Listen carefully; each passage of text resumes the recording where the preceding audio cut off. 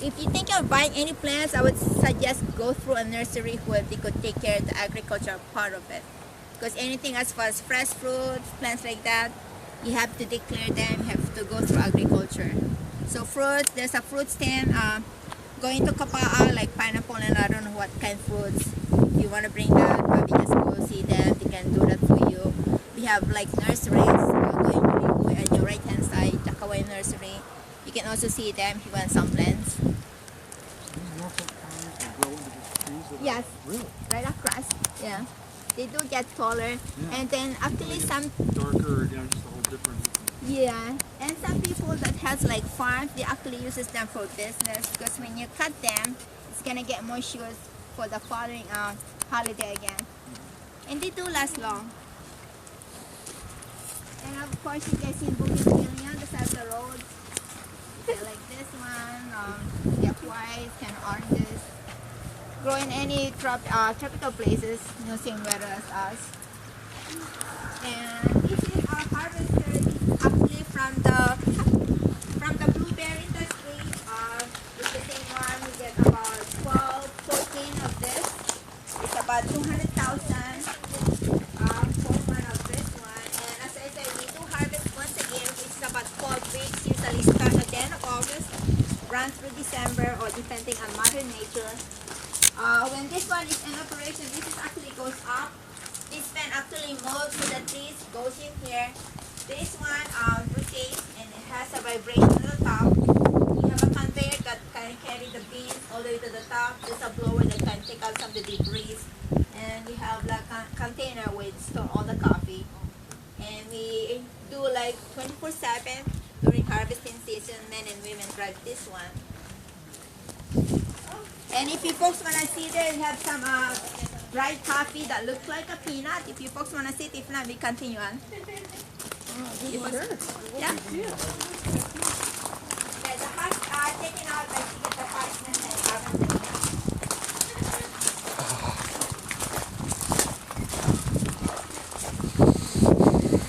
Yeah, so, yeah, by all means. So this is what it looks like. The outside part came out. So this is like a parchment that can protect the beans from any bugs. And usually you get two halves. Like when fully developed, you get two halves. And this is what a pea berry look like. These are pea berries. These are the one that has more caffeine, more acid to them.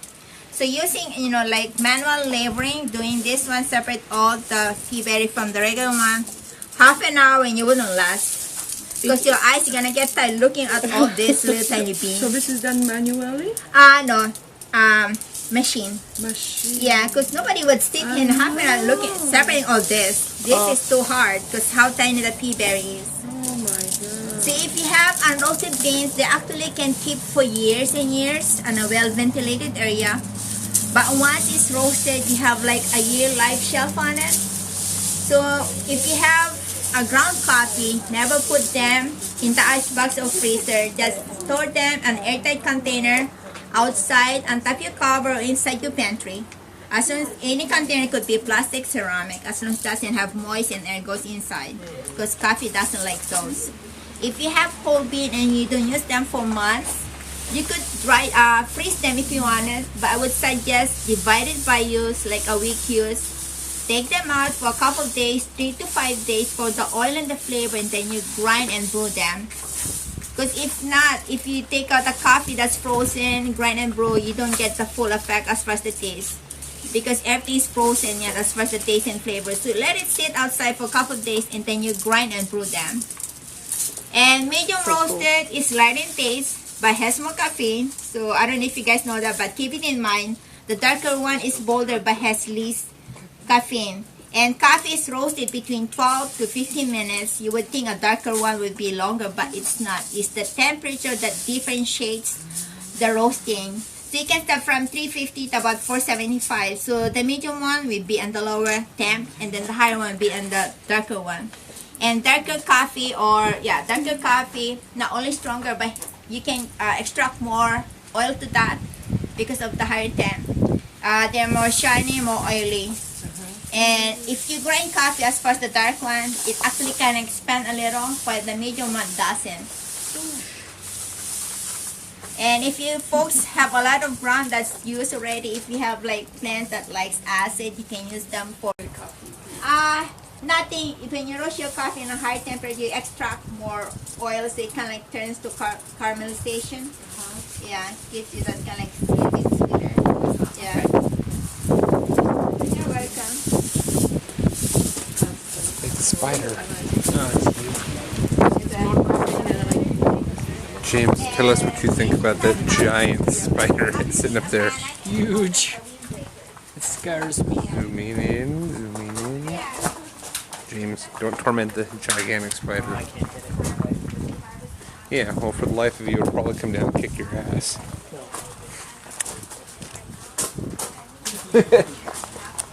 Ew, yeah. We're all gonna die. Thanks, James. What about that one right there?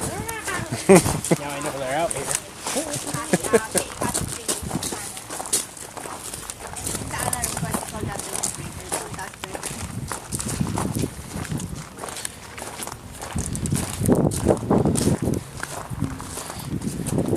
everybody drink coffee?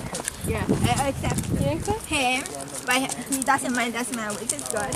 Because when you walk through the door, it's more like that kind of knock you off. Yeah. But if you work here, Wonderful smell though. yeah, when I start working in here, I'll never get over, that smell when you walk through the door. But as the years passes by, you get immune with the smell. Oh really? Yeah, so the only time that you smell coffee for us that working there for years is that when you brew coffee or you grind the coffee. Uh-huh. Other than that, you don't even smell it. That's how does the Really? smell? Yeah, you get used to it. Oh. Your system get used to the smell that like you never think that way, but it does. You mentally get used to the smell of the So coffee. when you go to the store, you don't smell this? Really? Not really, unless you're brewing coffee or you're grinding the coffee. James, what are you picking on? So when we grind coffee, And there's we another like one, too, to that's grind it because the smell. Yeah. That is big. No, we get used to it. Yeah. So this is a carbon copy of our wet plant, which is a water processing. So after 2 hours of harvesting, the reason is that 2 hours, if you leave your coffee with the moist from the cherry in the sun, it forms fermentation. So after 2 hours, you bring it to the wet plant, we float it in water, so the overripe stays on the top, ripe and green sinks down, all goes to different processing, which is the aqua pulper. It's a very strong current of water that forces the beans inside the cherries to come out, and then they go to all different processing. It also separates the ripe, the green, the overripe, the sizes, intensity. It's more like a little tiny screen that separates all the beans versus doing it manually. So anything that we do use as far as the parchment, all the soft things that surround the coffee, we actually throw them in the field, turn into molds, and for the water we actually use them. So when you folks driving in, you've seen those red tanks. Inside those tanks is actually sand, and the water goes through them, can filter all the debris before it goes through the hose. We also use them for water to lawn. As I said, it's very dusty, so we try to use whatever we can. We don't just throw away things that we can use. We kind of like help ourselves, because some part of the island, especially on this island, is kind of like a little bit drier. If you go like Kauai or Hanalei, that is a little bit more wetter. So we kind of try to help ourselves by reusing what we can. And from this one, it's gonna go to the drying processing. And if you didn't know, one tree also produce only a pound of coffee, which is equivalent to about 5 pounds of cherries. So there's a lot of waste in there because of the moist and the husk. Yeah. So it kind of like varies, it's kind of like more like averages per tree for a pound of green beans.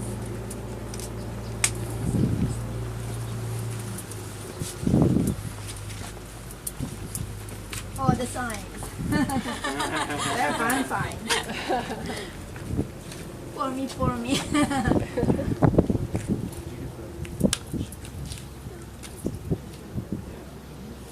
then you have your hands and everything else. But we're lucky though that we have lots of roaster in hands, but you don't eat the cherries because I think the beans inside the cherries is too hard, because usually it takes between 7 to 9 months for the cherries to mature. So you want to make sure that your beans inside the cherries mature before you harvest them, because if you pick them up too early, by the time you process them, you won't get anything. And probably the taste is not as good versus when it's fully old. Okay, so this is what in the olden days people use this for dry coffee. But with this, it takes about 5 sunny days, lots of coffee, lots of manpower, which is very costly. Nowadays, with all the new innovation, we actually uses a heated elevators, which takes about 18 to 36 hours. Just more like a flat iron, lay your beans, and it does rotate. And once it's done, each beans go through a laser, check for moist and defects. Once it's done, they go through a big sack of coffee, which is 100 pounds. The Department of Ag will then come inspect the coffee, put a tag number for future references just in case there's any problems. Not only tells you, the grade, it also tells you where the coffee, as far as the field come from. We also do copying about 3 times a week. We have people that are certified. And if you do copying, you have to love your coffee. Because it's a constant, not only like one pot, it's more than 20 pots or something. So we want to make sure that the coffee you buy today, a month from now, will be the same thing. So that's the reason why we do copying. And yes, when you buy coffee through us, it's been through agriculture, so you can check it in and carry. You don't have to tell them what you have as far as coffee. We have products like honey from the coffee blossoms. That tastes like a hint of coffee. We have samples in there. We have our pea berry dark covered with white chocolate one or semi-sweet. Everything is in the store. The only time that we ship them is in December due to the humidity. We used to ship them any time of the year, but we have unhappy customers ship them. So we kind of changed as far as the shipping to December only. We have also like butter, gel and syrup, which is actually the base is cold brew coffee. Those are available for sample. It's only through us or through the website that you can buy. We do shipping also if you folks doesn't have room in your luggage. We do international shipping, which is a little bit more. US, which is the flat rate like you folks have. If it fits, it ships. And we open 364 out of 365 except for December. And any questions? Ready for sample then? Yes. Okay, well thank you for joining.